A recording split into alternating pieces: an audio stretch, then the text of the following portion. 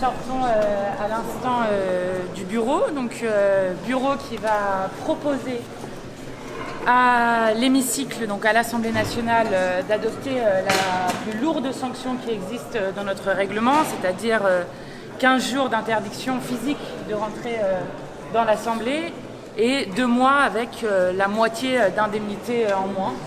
C'est ce que nous demandions. Je pense qu'il est important de sanctionner à la fois ce que nous continuons à considérer comme des propos racistes, mais aussi, et je veux le redire parce que c'est un des éléments qu'a apporté la présidente aujourd'hui, de sanctionner le tumulte que provoque l'extrême droite dans cet hémicycle, puisque, vous ne le savez peut-être pas, mais c'est la 7e fois seulement de la Ve République qu'une séance de questions au gouvernement doit s'interrompre du fait de propos qui ont été tenus où la grande majorité de l'hémicycle a bien compris que ces propos s'adressaient à M. Carlos Martins Bilongo. Et contrairement à ce que dit Mme Le Pen, encore tout à l'heure sur vos antennes, ce n'est pas donc la liberté d'expression qui a été sanctionnée, c'est non seulement la question de propos racistes dans l'hémicycle, mais aussi le fait que oui, aujourd'hui, l'extrême droite a été responsable de l'arrêt d'une séance au gouvernement, ce qui est un fait rarissime, et donc l'extrême droite est responsable d'avoir empêché l'Assemblée nationale de fonctionner et de débattre correctement comme nous devrions le faire, comme les représentants du peuple que nous sommes. Est-ce que vous demandez la démission du député Rassemblement National ? Je continue un peu. Est-ce que vous demandez sa démission au député du Rassemblement National ? Écoutez, on va regarder ça, mais en tout cas, moi, je suis contente qu'il ne vienne plus du tout dans l'hémicycle pendant 15 jours.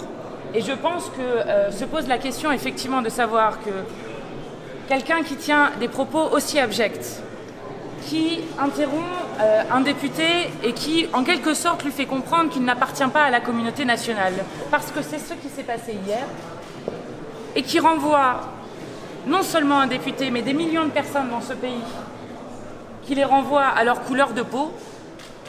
Je pense qu'on peut questionner le fait que ce député reste représentant du peuple. Est-ce qu'il y aurait une plainte pour incitation à la haine raciale ? Vous le savez, nous avons une immunité parlementaire dans l'hémicycle. Je ne crois donc pas que c'est le bon biais pour pouvoir faire cela. Nous avons donc demandé la sanction.